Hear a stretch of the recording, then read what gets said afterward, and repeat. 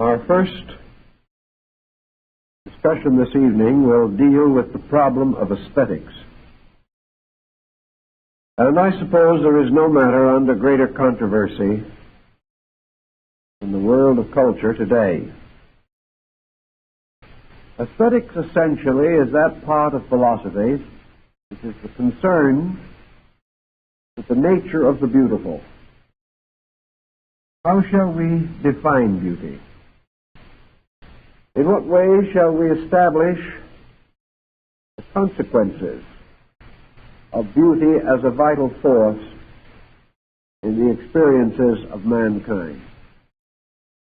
How shall we define that which is not beautiful and determine, if possible, the consequences of beauty and that which is not beautiful upon the daily experience of human beings? Even the most conservative of our modern dictionaries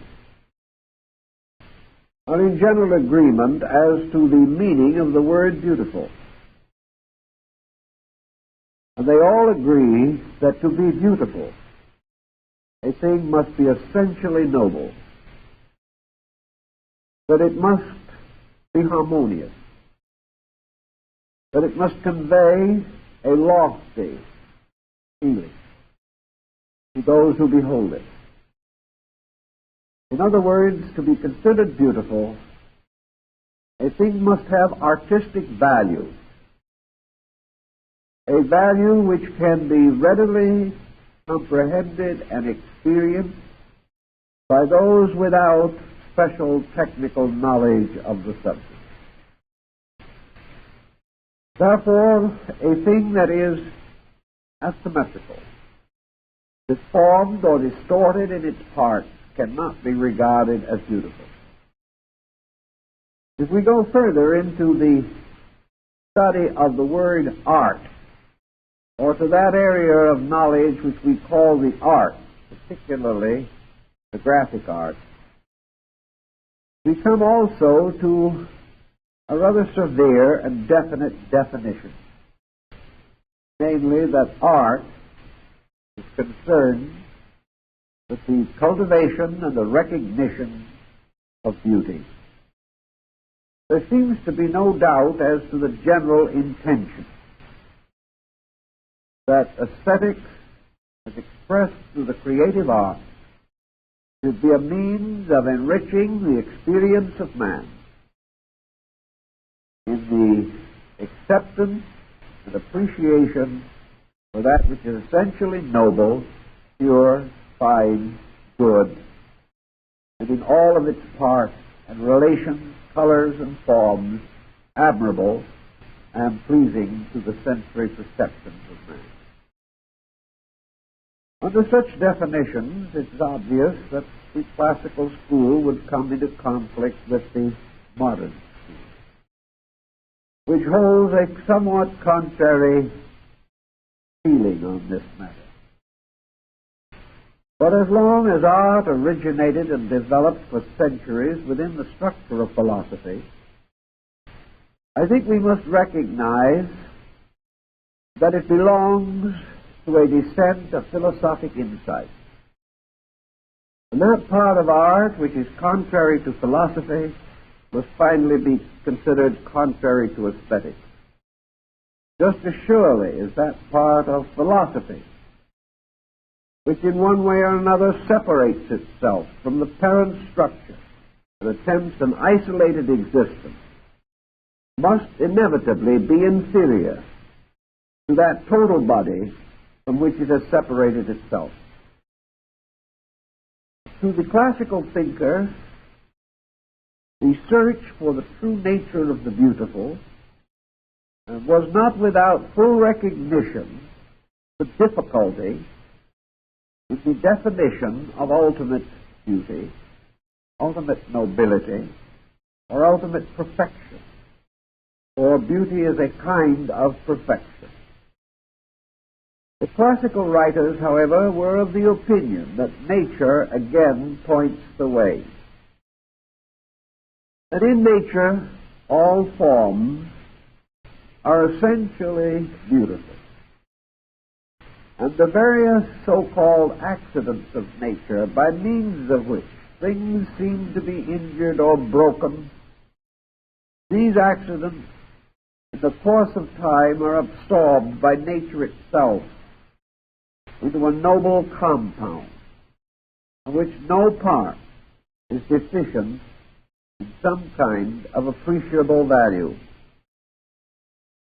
Actually, in nature, there is normalcy. And that which is normal in its fullest terms in philosophy is in order. Its parts are functioning properly. Normalcy, therefore, means agreement with some recognized norm. In this case, the norm of nature itself. So that which is in its nature natural is not in any way distorted by artificial circumstance,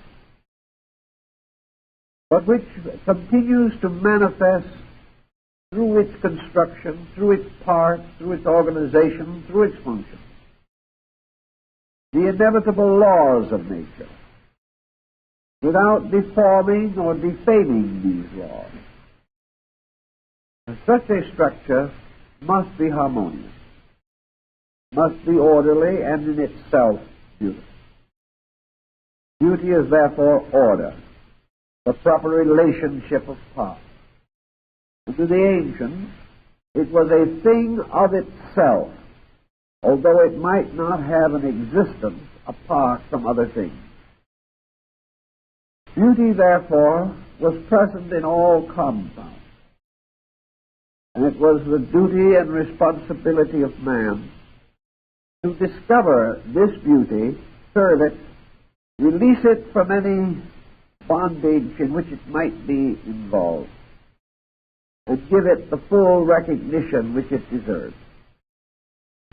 So in our study of aesthetics, we are concerned not only with the beauties of form, but with the beauties of character, the beauties of conduct, the beauties of nobility of purpose, the beauties of patience and honor.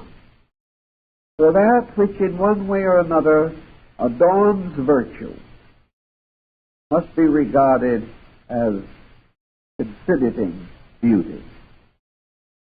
Virtue in itself, perhaps, requires no definite or direct adornment.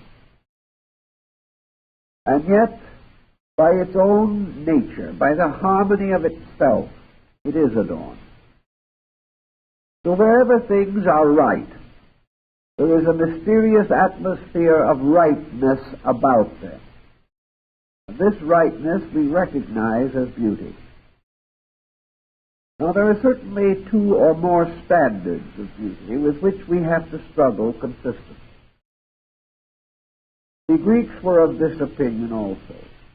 There is an archetypal beauty, a beauty which is in substance eternal, inevitable, absolute. This archetypal beauty is the end of all of the questing for what constitutes the beautiful. This archetypal beauty exists forever in the divine mind, the divine consciousness, and it manifests eternally through the works of the divine, as these are brought to our attention in the various departments of creation. There is also a relative beauty, a beauty which is appreciable by those who have attained various levels or degrees. This relative beauty is a stage or condition of approach to absolute beauty.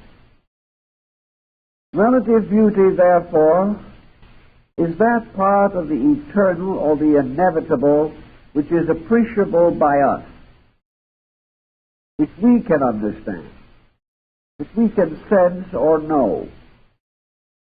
And it is in the field of relative beauty that we explain the infinite diversity of artistic representation that exists in the world.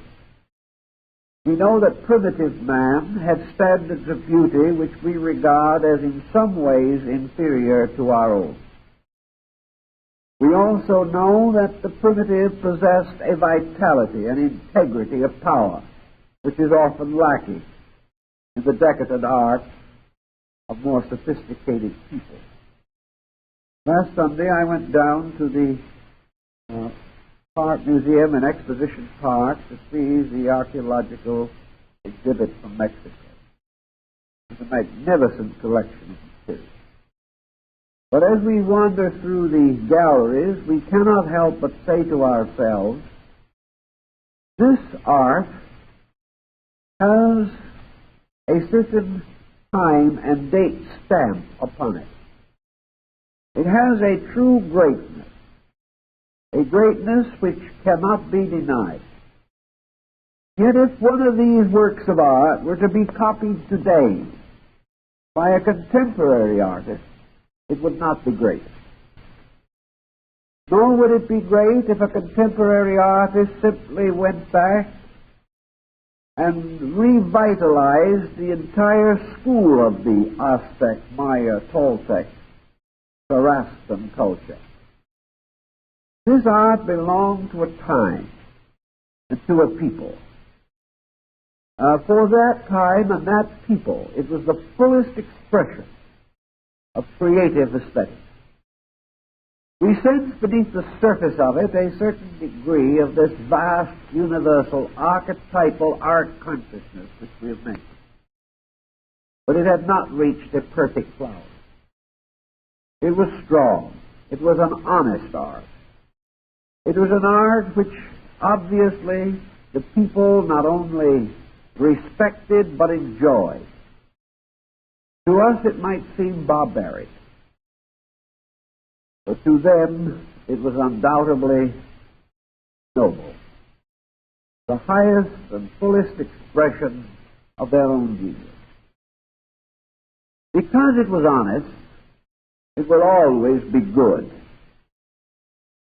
Because it was very honest in some of its manifestations, part of it will always be great. But we must recognize it as part of a great parade of changing styles, fashions, and trends and creativity. In the same exhibition, we can move from the period of the Aztec Maya art to a room devoted to the Spanish period. Here we see about as bad a group of decadent productions as anyone would ever want to look at. Productions which showed the tragic consequence of a clean, primitive people taking on the dying sophistication of a decadent master race. Here there was very little of real value. The primitive integrity was gone. A hollow copyism took its place, one in which the worst was perpetuated.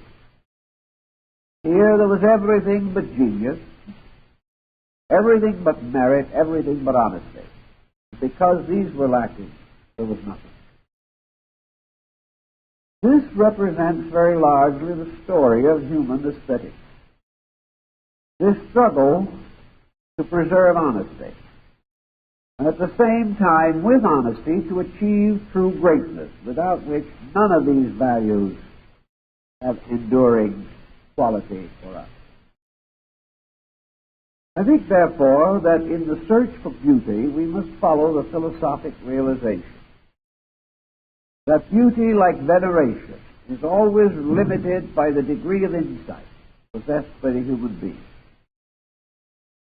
We also see this when we look back upon the changing fashions of time and wonder how people a few years ago could be so far from the aesthetic standards which we recognize today. Thus art has an outward life, a life in which it helps to mold or model our behavior. Art, however, like all branches of philosophy and also the general field of religion, must be wonderfully honest, or it is nothing. This honesty, however, is not to be measured according to the standards set up in the Latin Quarter of Paris. Honesty is not realism as we know it today. For realism as we understand it in modern Impressionism and Post-Impressionism is an assumption, a disillusionment, an example of a prevailing neurotic tendency in man himself. Realism now assumes that whatever we commonly experience in the dying out of a culture, whatever represents the deformities of human nature and behavior, that these are the realities. That man is actually a being inevitably and eternally sick. And to present him in an artistic treatment means that this sickness must dominate the composition. He must be shown in all of his immediate infirmities. He must be depicted as without those graces of consciousness and spirit which perhaps constitute his true humanity. So the entire theory of realism is based on the concept that the worst is the truth. And that in order to be realistic, we must take the beauty out of things. As a result of this attitude, most modern art depicts the works of men rather than the works of nature. It's very difficult to take the beauty out of the subject. It is almost inconceivable that man can take the beauty out of a mighty mountain with a stream running at its base. But it is quite possible for man to take the beauty out of sidewalk cafes. It is possible to take the beauty out of shops and stores and factories. And it is very easy to take the beauty out of modern architecture because there was not much there in the first place. So the realist, selecting carefully those things in which human limitations are most obvious, tries to create upon this pattern a canon of an acceptable art. It is the art of the deformed and the trivial. It is the art of the meaningless. It is a vague, vagrant experimentation with so-called artistic elements, without any insight, without any penetration, without any nobility of purpose to give vitality or integrity to the achievement. For these reasons and others equally valid, modern art is not honest. It is not a legitimate descendant of the great classical schools. This does not mean that art cannot grow. It has always grown. It does not mean that it cannot unfold and mature and ripen. It does not mean that there is no place in it for innovation or change, no freedom of expression. What it really means is that progress in art must result from greatness of soul. And that which has no greatness of soul cannot have the dreams or the experiences within self which alone can achieve essential progress in aesthetics. Lacking this inner capacity, the artist, if we should call him such, falls back upon tricks of the trade, falls back upon deceit, falls back upon flamboyance for values which he cannot legitimately supply. Art, moving in, as Plato points out, covers not only the vast areas of natural representation, as in architecture, music, the laying out of gardens, the painting of pictures, even going so far as the writing of poems, the marvelous painting of word pictures, the high language of Romance literature. Plato points out that art has as its final purpose its adornment of the human being himself. Beauty becomes, Pythagoras said, the medicine of the soul. The soul, in order to interpret beauty, to express beauty from within itself, must, to a certain measure, achieve normal, achieve the rightness of its own experience. The soul has to know beauty. It has to experience the need for beauty.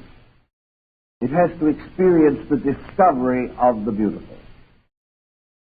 Thus it was assumed that perhaps the soul or psychic part of man was that most closely associated with beauty, and that beauty belonged to the great descent of emotional values rather than those essentially intellectual. Yet beauty can be rationalized. It is reasonable. Yet if we go too far in the interpretation of it from a mental point of view, we are apt to destroy its sensitivity or shatter some strange, mystical, vibratory pattern which is associated with the great symmetry of creative art. So in the study of beauty, what man is really searching for is something that pleases him. If art is to be truly meaningful to the individual, it must bring with it an instinctive satisfaction. It must cause the person to appreciate that which is worthy of appreciation. Within his own nature, worthiness finds its valuation. So the individual will, unless variously injured in his aesthetic sense, he will inevitably value that which is valuable. He will find the instinct to select that which is the best which he can appreciate. Thus the individual enjoys art. He likes to live with it. He likes to be surrounded by things of beauty and of charm and of graciousness. He likes to find in art also a certain measure of instruction. And this is one of the very sensitive points in modern art. The concept today is that art must have no instructional value. Of course, there is one modern school, well to the left of center, that insists that all art must have social significance.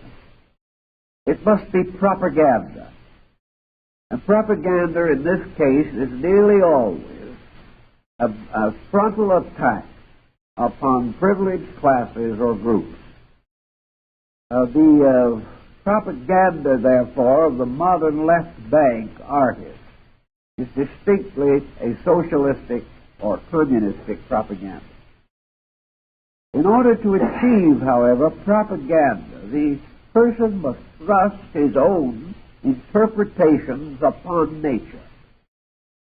He must use art as a means of selling or overselling an idea of his own, which may or may not have any solid substance in the great realities of life. Thus, art with social significance is really a highly conditioned form of advertising. It is an art of public relations. It is an art of selling the ideas, attitudes, or convictions of the artist to the beholder. Now, for the most part, while we don't realize this, we allow to come into our homes today works of art which we give honored places. Yet the artist who painted these things would not be an acceptable guest. We would not enjoy his company. We would find that he is a bore, that he is a dissipated and profane person with very few ideals and practically no gentility. We would not want to associate with him, but we will pay a fortune for his production, simply because they have been highly commercially exploited. To the Greeks, this type of the use of art is a blasphemy, a profaning of a great and noble value.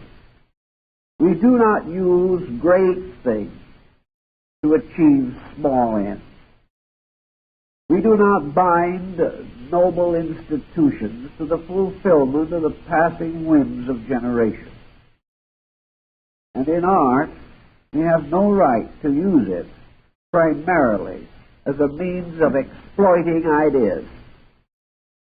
So the classical masters and the philosophers of art tell us frankly that all art has to have meaning, that an art that is absolutely meaningless is sterile, that an art that conveys nothing cannot convey even itself. We look at a picture, if it means absolutely nothing, we turn from it. We're not interested in it. If it awakens no values within ourselves, if it inspires no nostalgic reminiscences, if it suggests no escapes from the monotony of our daily existence, if it seems to possess no virtues and no values, we simply walk away untouched by it.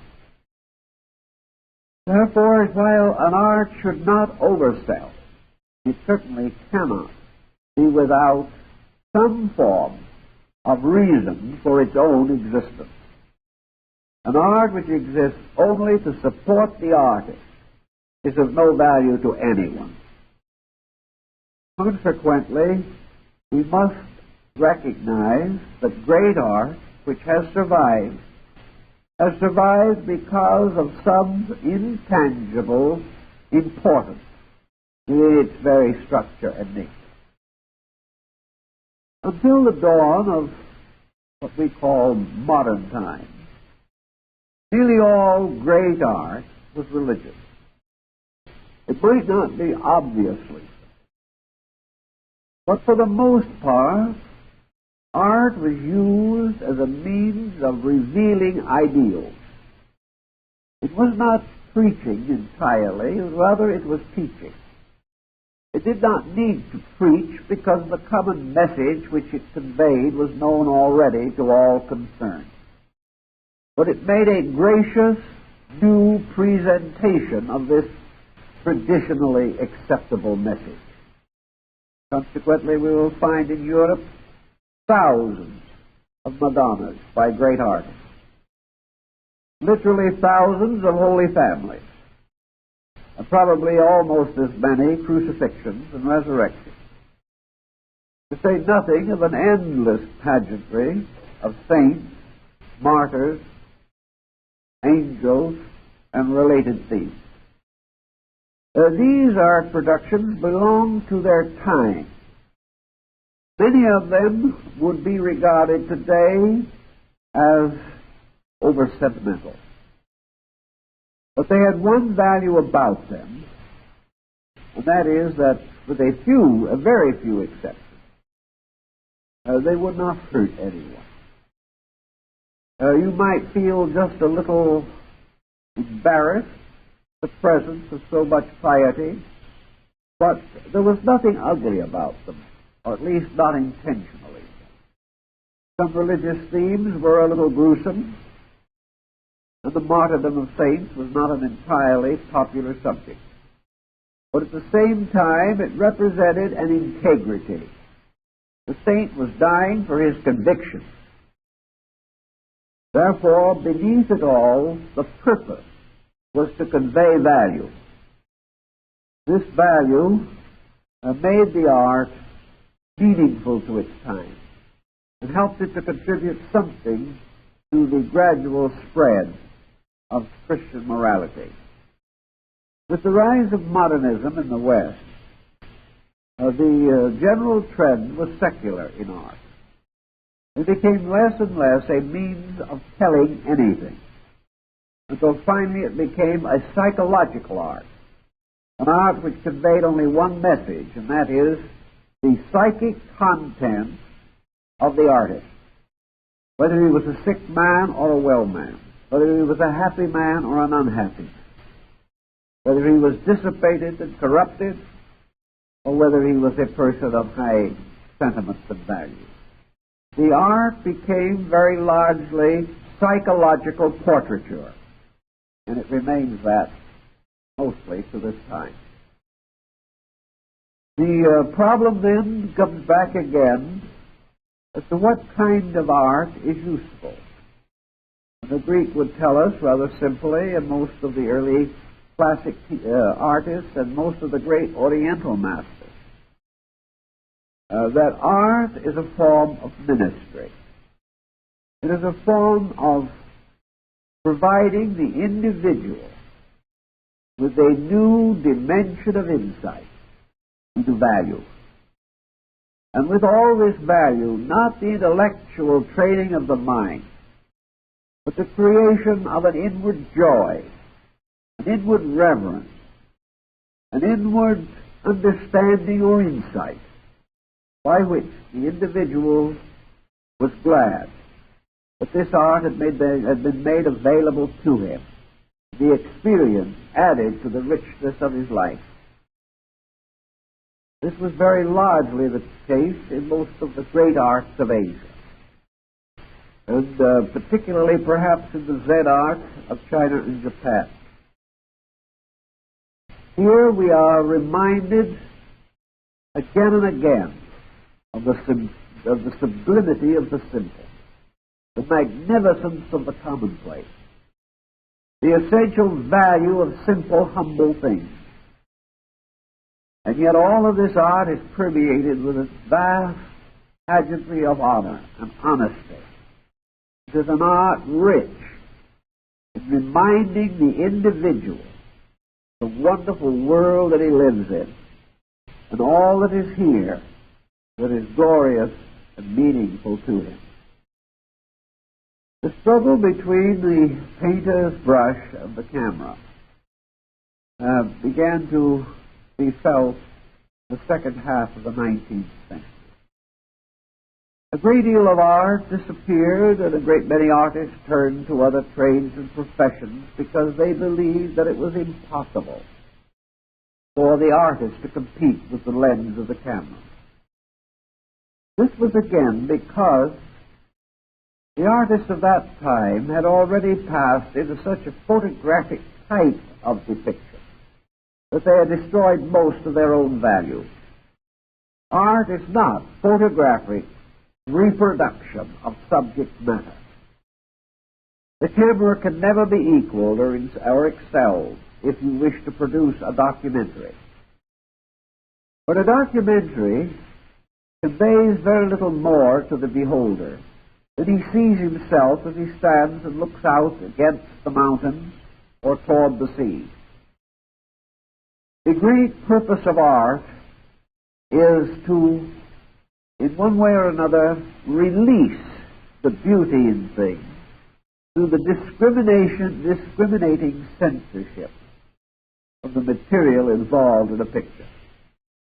No great artist painting a scene ever paints it exactly as he sees it. He paints it with a certain discrimination added from his own insight. His purpose is always to remove from the scene the non-essentials which have a tendency to crowd it or to cause it to lose its essential framework. Thus, an artist painting trees against the sky will not paint them as the camera lens will represent them. He will remove certain trees that are not necessary to his picture. He will just leave them out. Or he will move the mountain a little way to the right or left. He will change things in order to bring the picture into its meaning rather than into its immediate form. Thus, as the Hermetic axiom says, art perfects nature. Art perfects it by revealing it, by releasing it, by freeing it from its own confusion. And here we have a very important point. Man is surrounded by so much that he can appreciate very little of it. Art helps to center his attention. Art captures some salient feature, quietly eliminates the rest, so that the person looking at the picture feels he has seen it all. But a large part of this seeing has been within his own consciousness. He may therefore gain a great insight and a great pleasure from the picture, which he could never gain from a faithful photograph of the same subject matter. The color it is the same. No man can imitate nature completely. No camera film can reproduce natural color perfectly. So the artist creates a color palette of his own, in which he very marvelously interprets and color-rates his own insight. If his insight is real, if his love and respect for nature are honorable, if he possesses something within himself of the gentle, kindly, philosophic teacher, his picture will convey the lesson which he intends that it should present. But lacking these characteristics in himself, he can see no more in the object which he paints than he can bestow upon it out of his own insight. Art must therefore have meaning, but it must have studied meaning. It must have meaning that is based upon a code of value. Artists in themselves must represent a standard of life, a standard of value. They must in some way be superior persons in their power to penetrate into the substances and essences of living experience. If the artist is merely one working with technique alone, he will produce soulless products, which will mean very little to himself and will have very slight surviving power. In the search for the beautiful, man also has to realize that his ability to create beauty and his ability to recognize beauty, both of these powers reside in some psychic dimension of his own inner life. Plotinus, in his great essay on the beautiful, tells us very clearly that beauty is a mood, a force, a power, which arising within the individual ennobles him, rededicates him to all things that are fine and true in life. Beauty is an ecstasy of the soul. It is the soul rushing forth joyously to embrace its own likeness in other things. It is truth within man finding truth in every other thing. And it is finally the truth in every other thing discovered once more within man. Therefore it is part of this mysterious bond that ties heaven and earth together. It is like the rainbow, which is the promise of the forgiveness of God in all things. Beauty is more than merely an aesthetic thing. It is a tremendous spiritual proof of the presence of universal law and eternal principles. For all these principles in themselves are beautiful, orderly, inevitable. Everywhere in nature, law imposes itself upon structure in a lawful way. And this lawfulness we term beauty, even as we experience it, the multiform, crystal-like structures of snowflakes. Everywhere we perceive that God works with beauty to produce good. To the degree that man becomes an artist, he therefore, to a measure, plays God.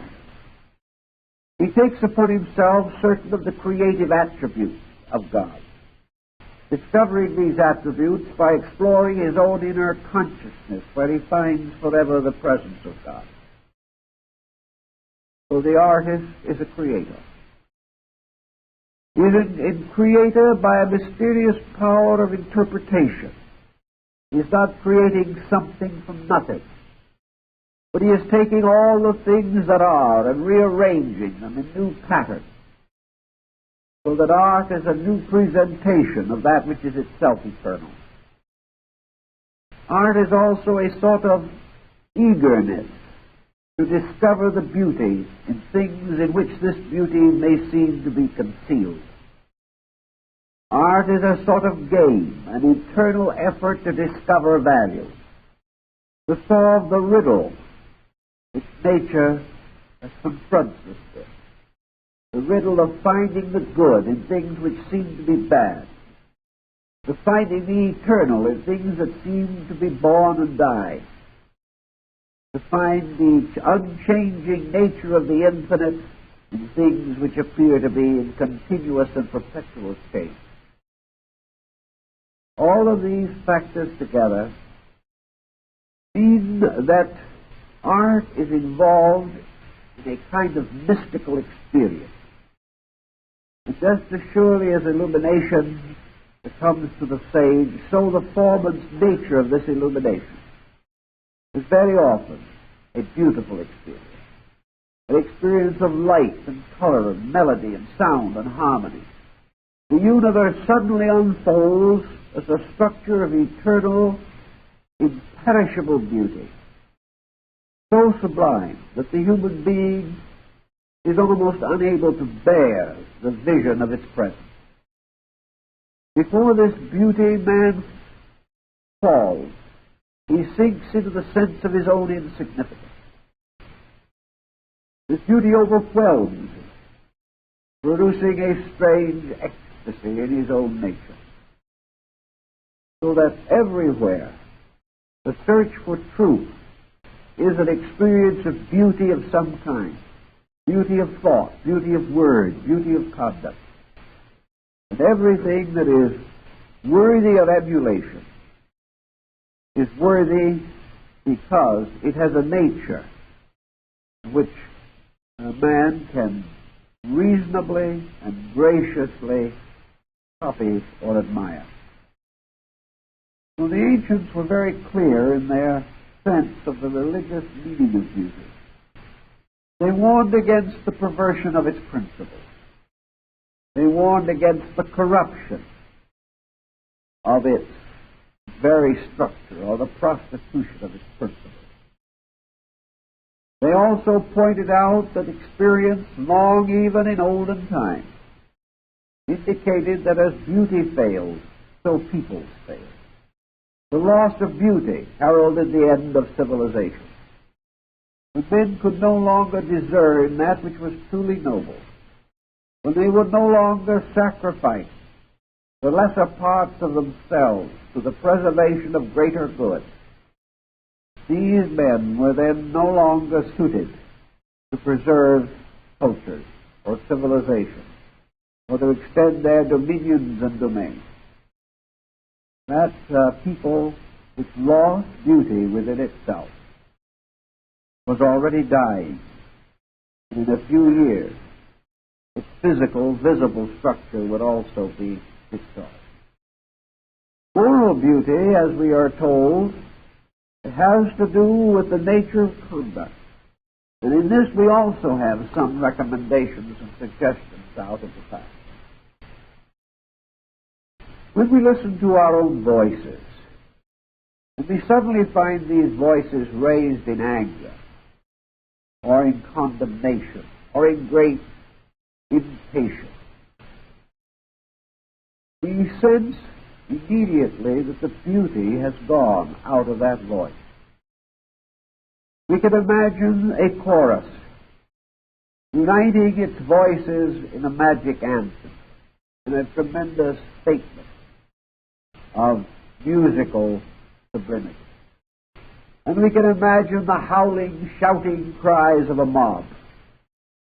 Perhaps a mob such as came finally to dominate France during the Revolution.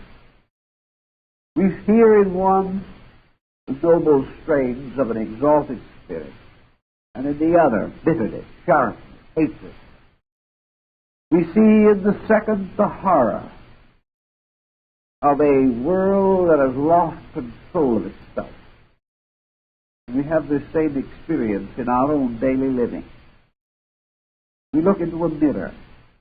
We see our faces distorted by hate, anger, grievances of one kind or another. We see the motions of our bodies made brittle and unpleasing due to the stress and strain of nervous tension. We observe how worry lines the face and takes the graciousness from it. How long-held attitudes of spite and grievance drop the corners of the mouth and form sad, hard lines upon the features. We see how the lack of beauty in ourselves finally communicates itself to the body. But what we do not fully understand is that this loss of beauty is also communicating itself to the mind, to the vitality, to the structure of our fabric, and is opening us to disease and sickness and misery, and is gradually taking away from us all of these better values which we should be cultivating. So that sometimes we see in the kindly face of age the beautiful expression of a patient and enlightened soul.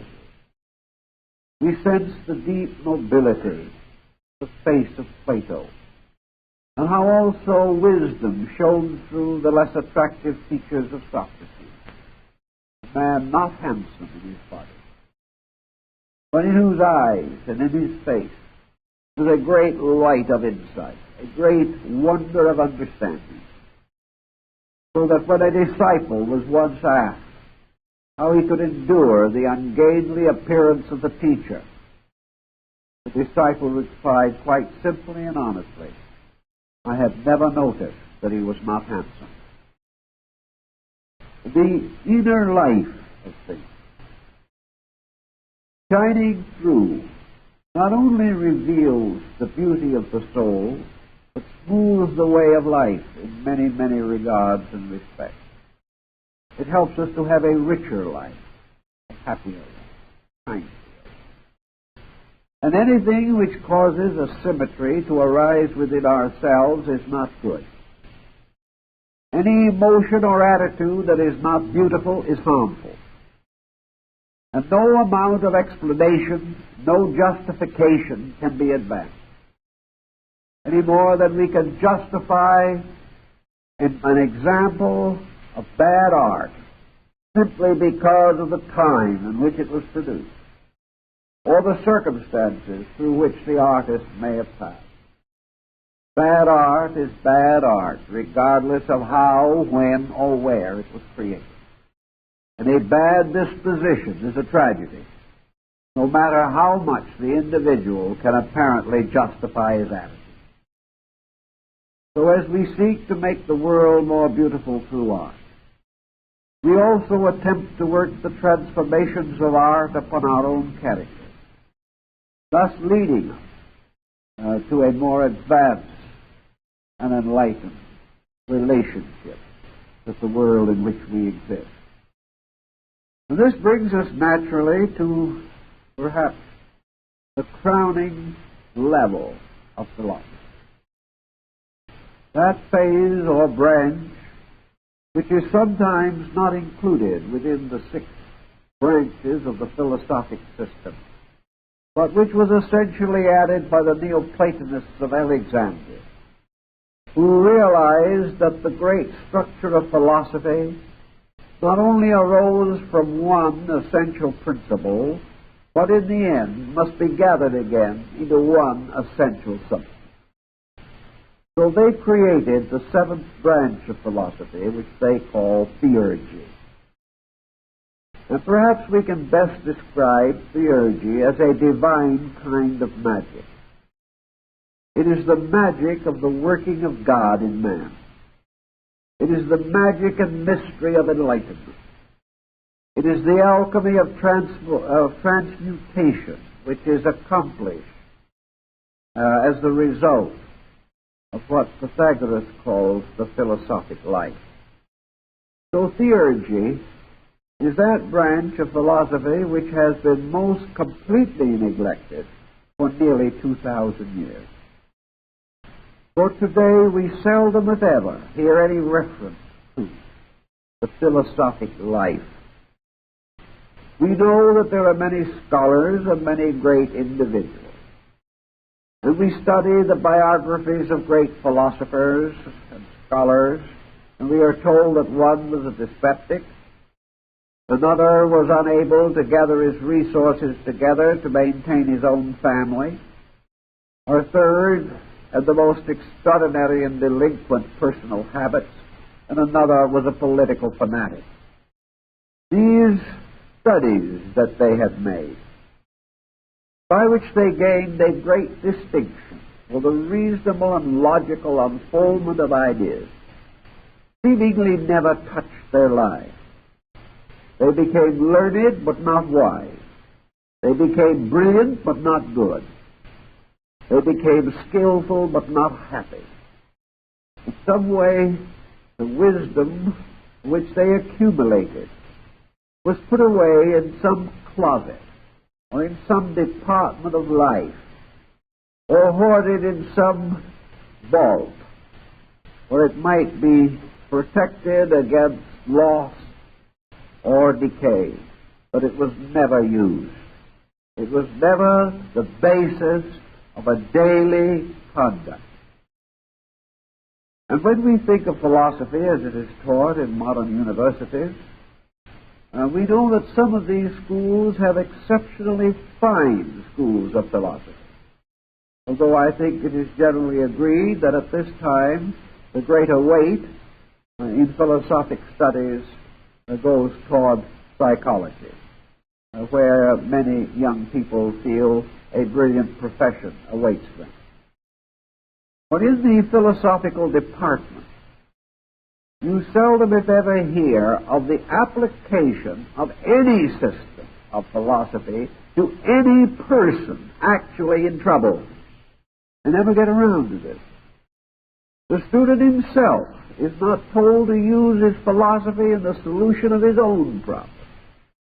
He is told to remember the words of the wise, to compare them, to arrange them, and if possible, to take a highly critical situation in which he seeks in every way possible to find defects in the thinking of other people.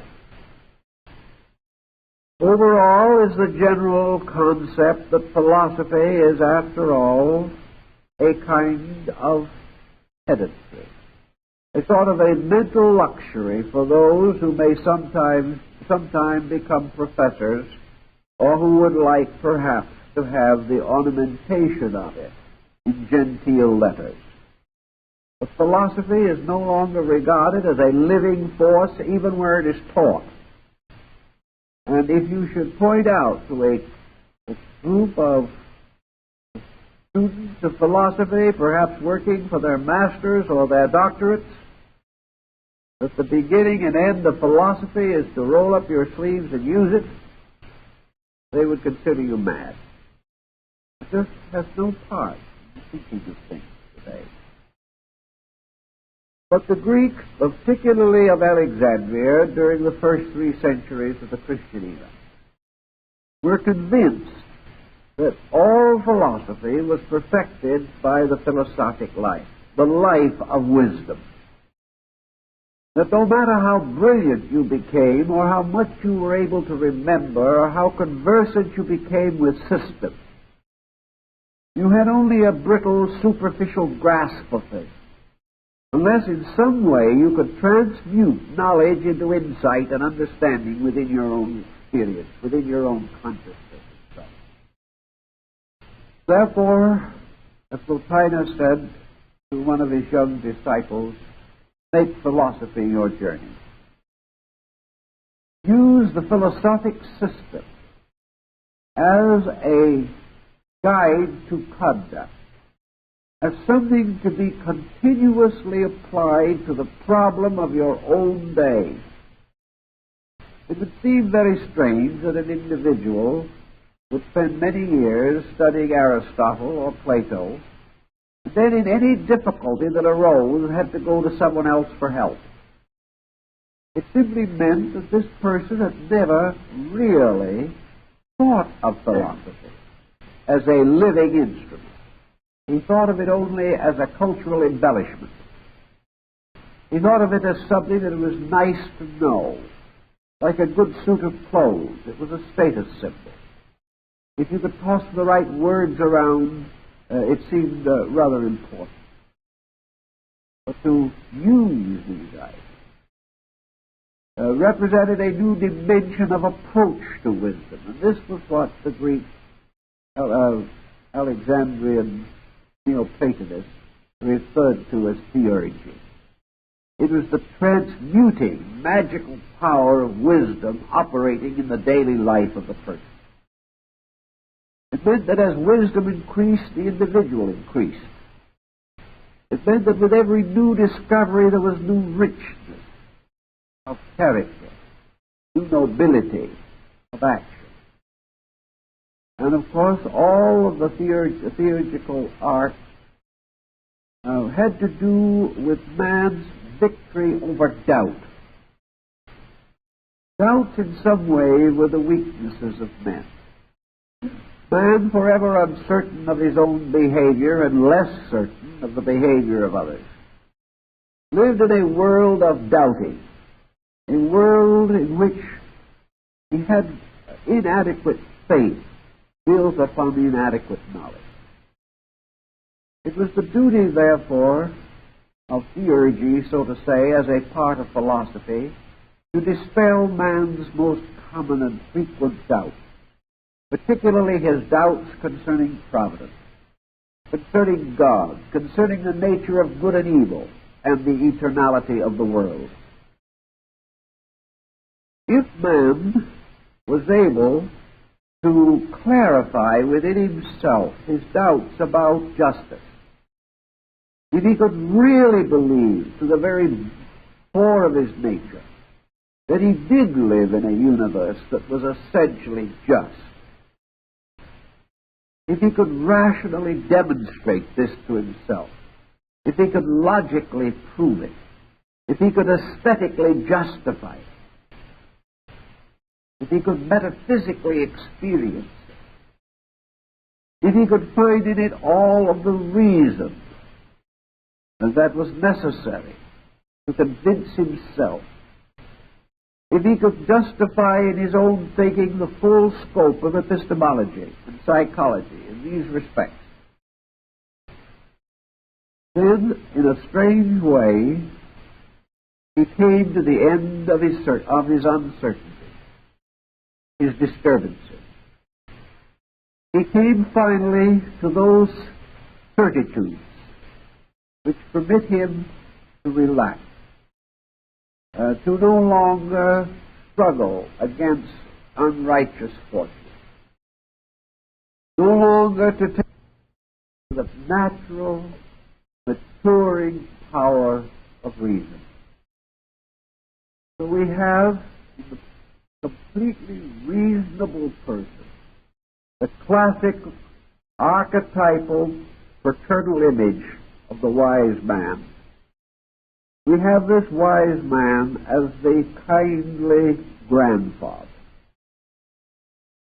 the man who belongs to the long-livers, who has lived long and well, who has passed through all the moods and intranquilities of existence and come finally to a gentle and safe harbor, where he is at rest with life and with people and with things, with himself and with God.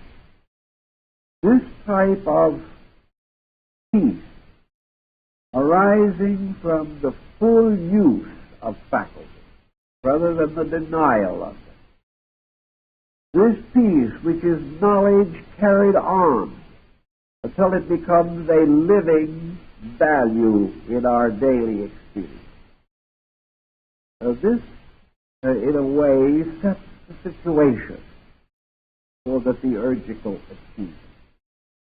But just as surely as in the Eastern religion, it was necessary to renounce the unreal in order to attain reality, so in the Greek and classical systems, man had to penetrate the unreal by the instruments of philosophy, to discover the true world that lay behind the appearances of things, and most of all, to discover this true world to be a natural marvel of beauty and truth. And in this discovery, gaining a complete confidence in the wisdom and benevolence of eternal providence. Having attained such levels, as Plotinus points out, the wise man ceases all unreasonable attitude. He knows too well the structure of human beings to criticize or condemn. He knows too well the workings of human nature to be confused or deceived by it. He accepts things as they are.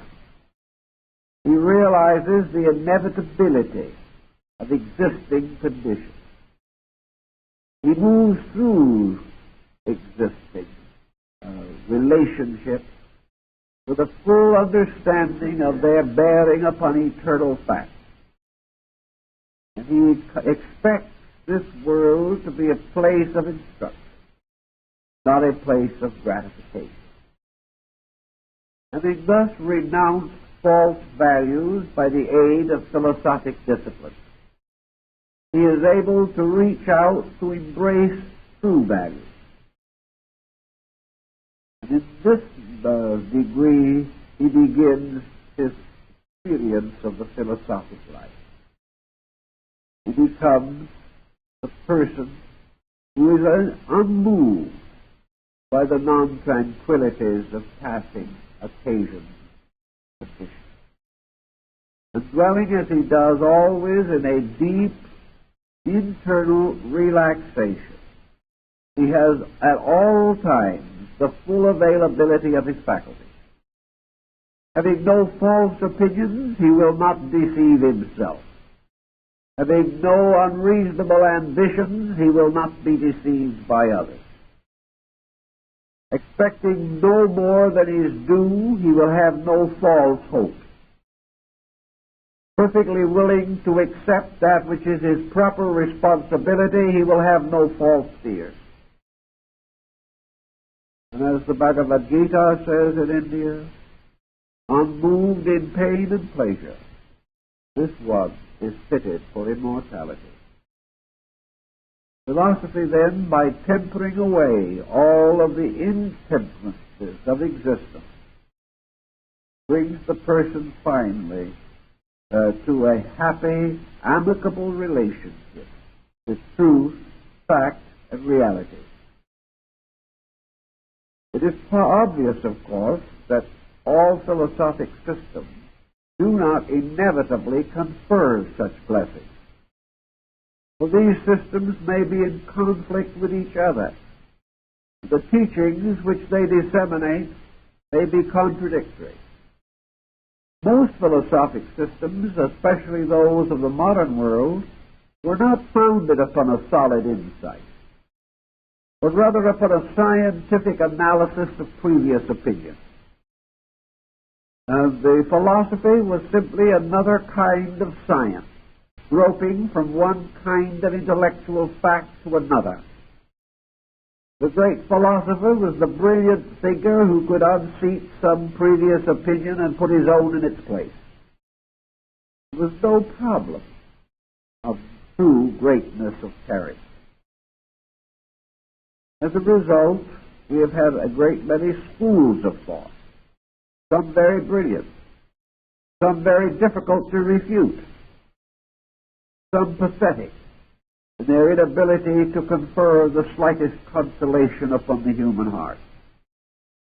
Some utterly devoid of idealism. Some captured in the most abject melancholy. Some fearing the worst, some hoping the worst.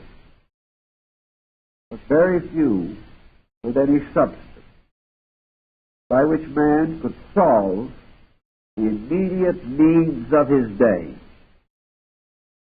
As a result of this sterility in modern philosophy, it has made practically no contribution to the advancement of society or the preservation of human values. It has, if anything, joined with other bitter and limited perspectives to undermine what ideals and principles the human race had been able to preserve.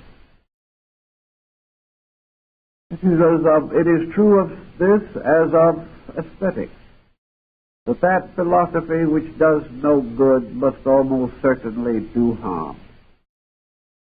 That which gives man no greater nobility takes something away from that which he already has.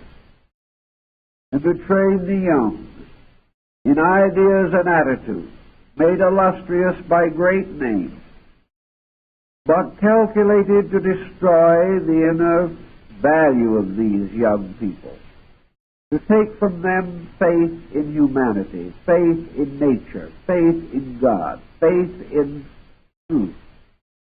To thus deprive the student of these needed elements of his own maturity is to deform him rather than to advance his culture. There is no great beauty in disillusion, nor is there any use in taking the attitude that we might as well know the worst now as later. If we were not so anxious to know the worst now, we might be able to build a much stronger foundation so that in the future things would be better and not worse. Theurgy is the transforming power of enlightened wisdom. It is the rich, warm quality of friendliness. The word philosophy means friendliness or truth. The philosopher is the friend of truth. He wishes to be a good friend. He wishes to have the deep fraternal relationship with those principles which are enduring.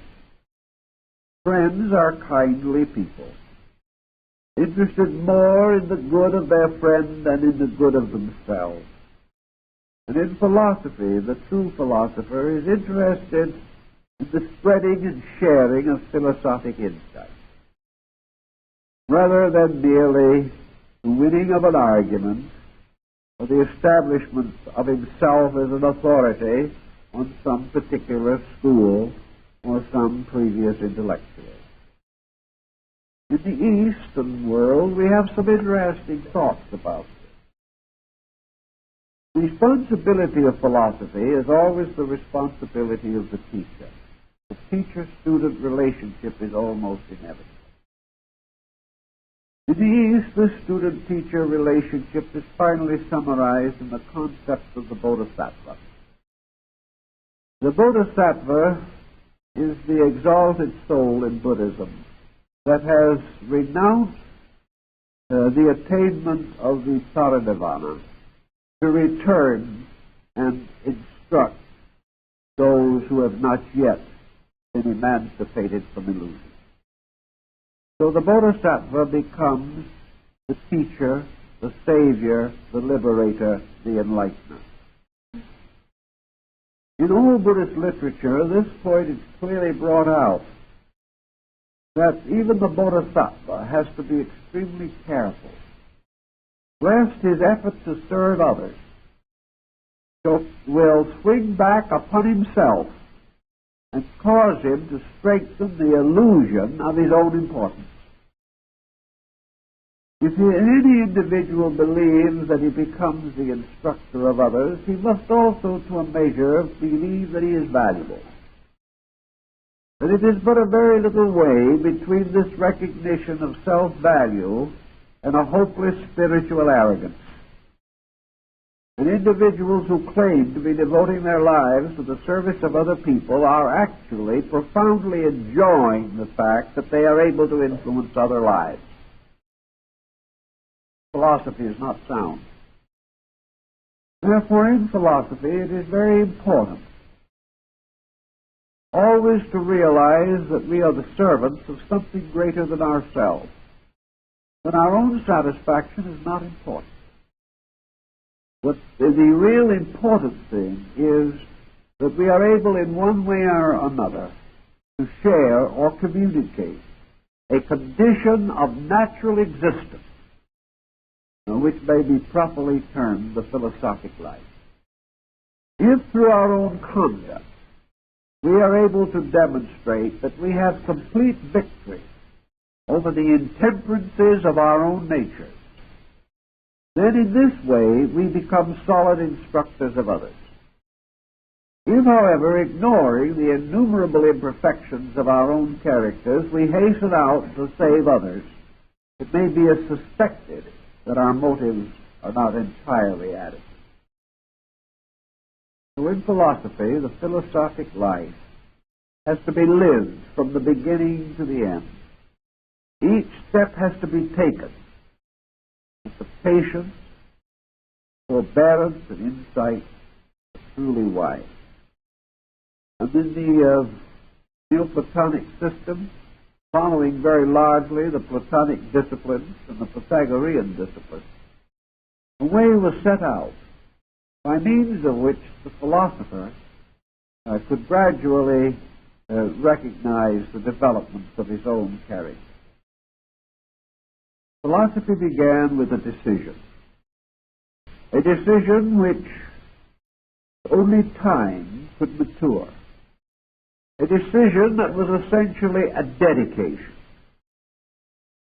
And whether the individual really recognized the value of his own decision at the time he made it, it's hard to say.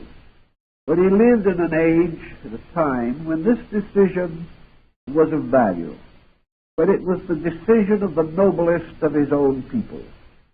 And it was the decision of those whom he most respected, most admired. He had to formally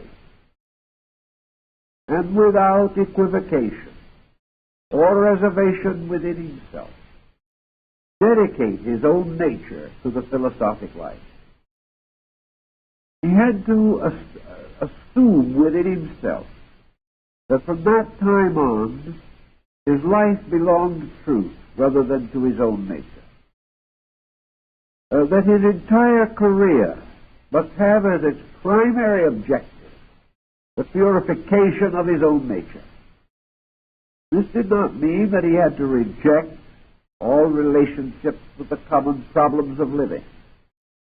But it did mean that he could no longer drift away or wander away into the bypaths which led to the forgetfulness of his primary purpose. From the time of this basic obligation, he changed the general perspective of his life. He realized that he lived in order to grow, that growth, unfoldment, revelation of the divine purpose through his own nature. This large concept must guide him and regulate his conduct. He lived truly, perhaps, in the biblical thought, not my will, but thine be done. He lived no longer just to do as he pleased, but to do that which was necessary in order that the divine plan should be advanced by his efforts. He became a truth seeker. He became a truth server.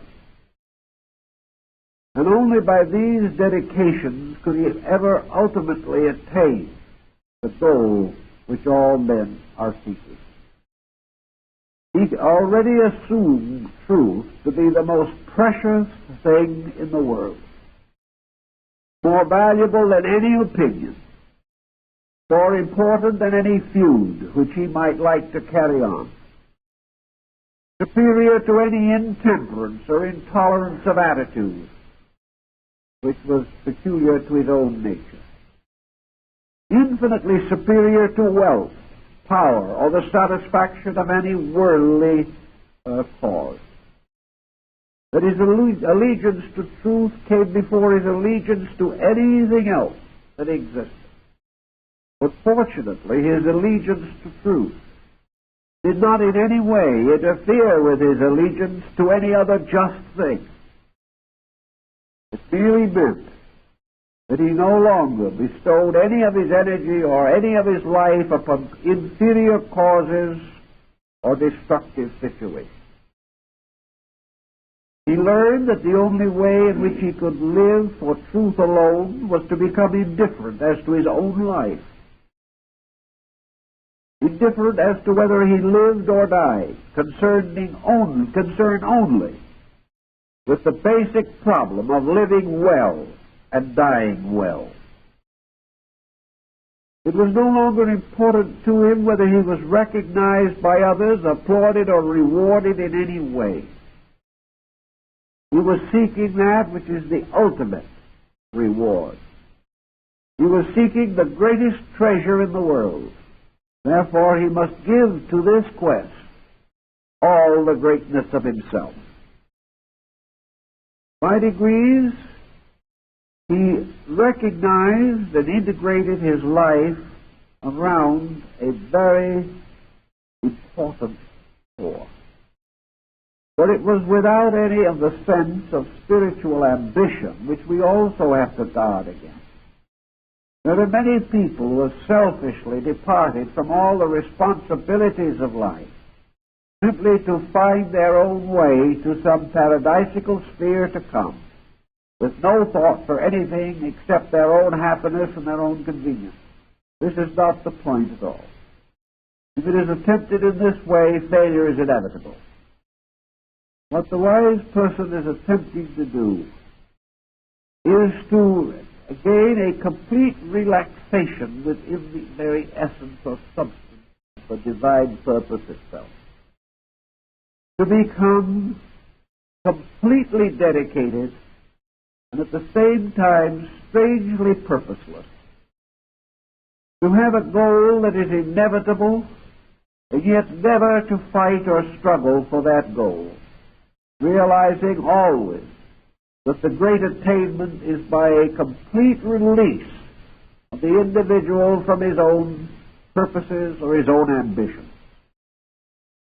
Always the distinct and definite determination to remain accepted, to take into himself that which was for him, to fulfill that which was required of him, to fail in nothing, but to have no purpose apart from the divine purpose, so that truly he was God's man, that he served as a proper liege man to that which was eternal truth itself. From this type of dedication, we find the gradual relaxing of the intellect away from most of the complexities with which we associate even philosophy. There is a philosophy which transcends itself. There is a philosophy that is so indescribably simple that words cannot be found that are small enough to define it. There is a philosophy so immediate that it is captured in an instant. There is a wisdom that breaks away entirely from the infinite formalities of definition and description, that has never been held or captured within a syllogism, which has never at any time been subjected to a classification into categories. There is simply this eternal, absolute reasonableness of things, which is so mysterious that it is experienced before it is understood, that it is known before it can be defined. And having understood it and defined it, there is no longer any need to describe it, or to contemplate, or to justify the processes which it indicates. For all philosophy ends in certainty. And certainties are things which arise in the experience of consciousness which cannot be refuted. When man is faced with a certainty, there is a voice within him that says, "This is certain. This cannot be changed. This is inevitable, immutable, immovable." These certainties come gradually to the individual. But they certainly arise when he transcends the common processes of the mind. The Neoplatonists were perfectly in harmony with Buddha in realizing that the mind is a wonderful servant, but a heartless taskmaster. That in some mysterious way it was the duty of the mind finally to transcend itself. It was the duty of the mind to give way to a faculty superior to reason. The mind provided a ladder, the so-called escalade de la sage, the ladder of the sages. Up this ladder, which was also Bacon's mysterious pyramid of paths, up this ladder the mind descends, rung by rung, step by step, until it reaches the highest part of the ladder. And here definitions fail. Here all things which arise in the mind become inadequate. Here all systems, as we know them, are transcended and appear somewhat ridiculous. Here man suddenly discovers the meaninglessness of his own speculations and wonders how he might, in his infantile mind, have been so plagued with the doubts and policies which seem so important to him in his daily life. There comes, of course, this point, therefore, in which the mind comes to the extremity of itself, but it can no longer cope with the mystery of reality. Our way of thinking always is the same. It is quantitative, not qualitative. Our idea of reality as we send our astronauts out into space is the gradual conquest of an infinite number of stars. Our idea of going out, going forth, going toward the infinite is to approach an infinite diversity, a transcendent, incalculable infinitude of forms and beings and powers and energies and qualities. Every discovery that we make seems to indicate that there is more that we must know than we have ever suspected, and that therefore we must continually meet this challenge by the infinite development of faculties and propensities and powers, mechanisms, methods, and means. In other words, it gets bigger and bigger and bigger. So according to the classic thinking, this vast increase in the phenomenal aspect of things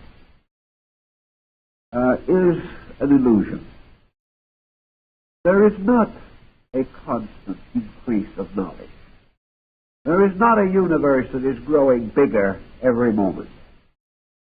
The fact of the matter really is that man, in his effort to grasp the universe, in his effort to understand, in his effort to arrive at a conscious relationship with life, must continually simplify. He must find that when he understands one principle, he destroys 10 million complexities. That when he discovers one law, he wipes out a cosmos of apparent accidents, circumstances, and mysteries that appear incomprehensible to us. As he goes further and further in his qualitative search for reality, reality becomes more and more simple. Its manifestations may be infinite, but its substance is extremely simple. We have the same mysterious experience with life itself. Man is a creature of many and complex attributes and qualities. Yet within each of us is something that makes us alive here and now. And that is a little spark. We actually know nothing about this spark. We know that it can stand tremendous stress, that it may survive accidents and conditions which appear to be beyond the power of man to survive. And yet we know that this little spark may go out in sleep for no reason that we have any understanding of. That it can be blown out like the flame of a candle in an instant. Or it may struggle against the limitations of the flesh for 80 years. We know not what this thing is, but it is life. And it is one thing. And it is utter simplicity because it is utter life. And yet it sustains upon itself and by itself and within itself all the functions of the human body. So somewhere in space is reality. An absolutely simple flame. A tremendous thing that can be experienced, perhaps most perfectly by a child. Most perfectly by someone who has never been deluded or confused by the extravagances of learning. So men going out to conquer time and space are always conquered by it, and leave their own bones somewhere on the shores of the infinite ocean. The conquest, the unknown, is this strange, mysterious, simple inner experience by which alone man can arrive at certainty.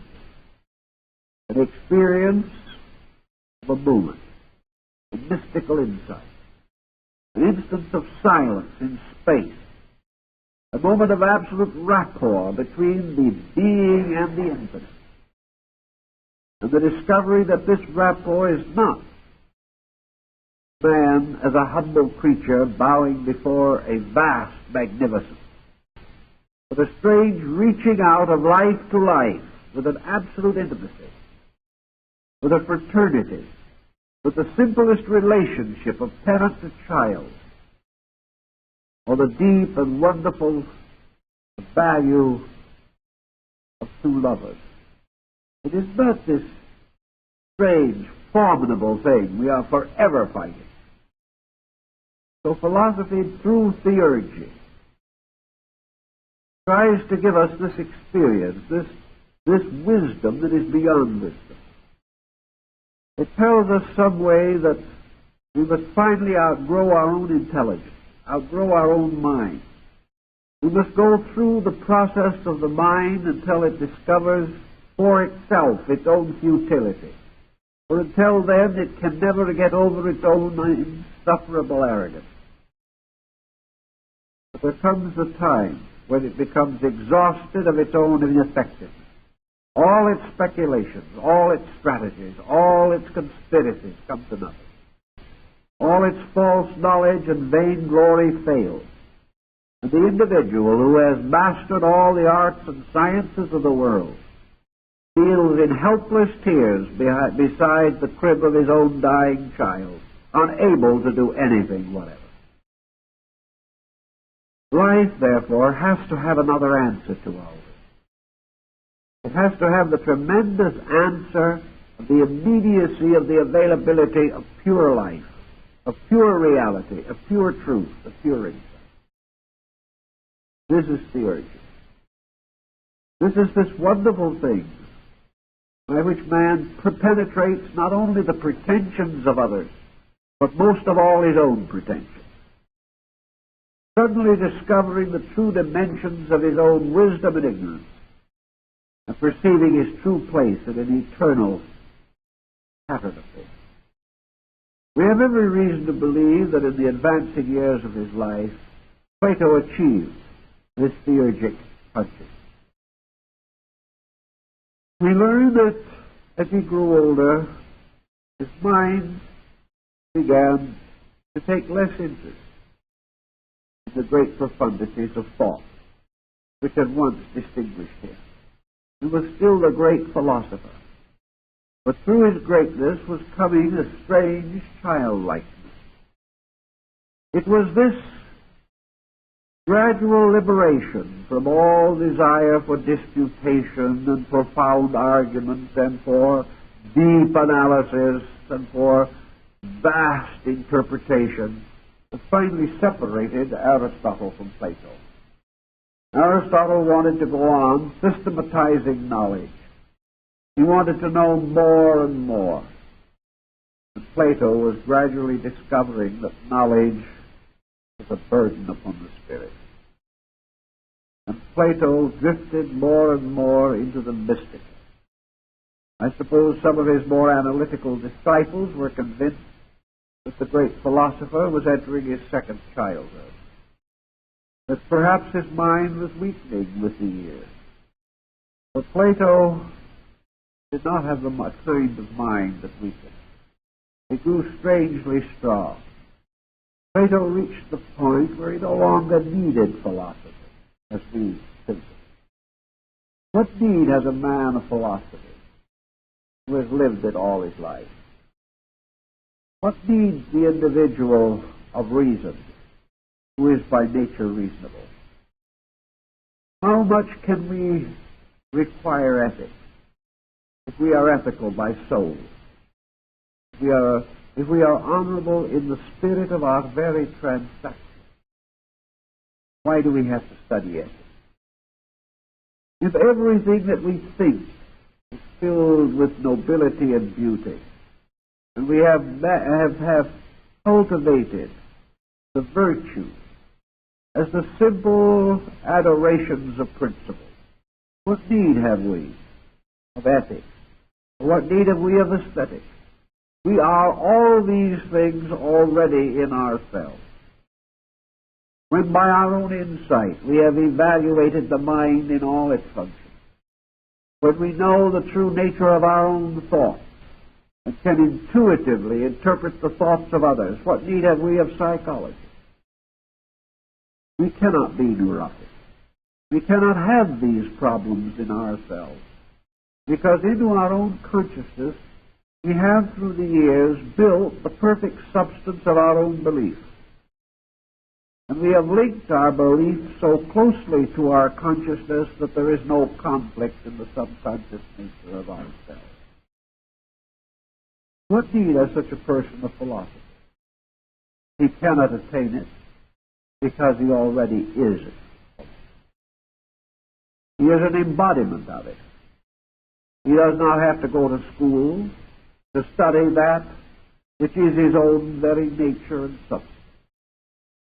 But having attained all of this, having come to the strange and wonderful tranquility and prophetic genius of the Platonic mind, Plato began to demonstrate something else. There began to appear in his nature what some of his disciples, particularly his nephew Speusippus, called the loneliness of an old man. Plato was lonely. He had all this knowledge, but somehow his eyes drifted to the sunset. There was nothing more that he needed to know. There was nothing more that wisdom could teach him. Perhaps he was too tired to learn arts and sciences which were as yet but partially structured in his own day. But everything that was essential to him he already possessed. Yet he lacked something. He lacked freedom. Freedom from his own existence. He lacked that complete freedom of the bird that flies out into the sky. Plato wanted to go home. Plato wanted to be one with this universe, which he already understood. He wanted to be free of these strange fetters and limitations which were the final dividers between the finite and the infinite. He wanted to mingle the common essence of his own soul with the eternal soul in space. He had loved God. He had loved truth.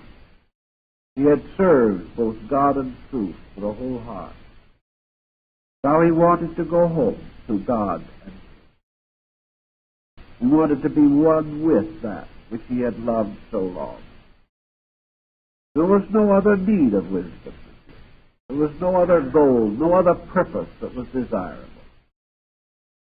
By his very nature, he went to sleep one night with the poems of Sophron for a pillow under his head. He did not wake again. He died as he had lived, in complete peace. So this peculiar and wonderful concept, the wise person quietly going home, without doubt, without fear, without any uncertainty, with no expectation of heavenly rest, no probability of infernal unrest, only the soul going home to the universe of realities, of beauties, of divinities, which it had rationally experienced. But it is one thing to speak of these things, to bring them up in the mind, to find the experience of intellect about them. It is one thing to know that God is there. Another thing to step across and be one with God. This was the goal. This was the mysterious end which the Alexandrian mystics sought to communicate in the concept of theurgy. Theurgy was a taking of all of this wonderful intellectual mystery, simplifying it to its ultimate, and discovering in this ultimate simplicity the union with truth, which all the complexities of the mind could not attain.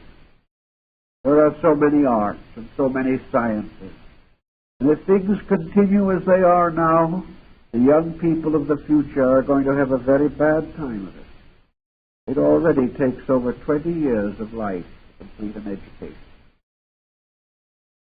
If the present form of knowledge continues to increase, enrich as it is now, adding specialized knowledge of any kind, within the next 50 years, the average young person may not be able to graduate into a technical education before he is 40 years old.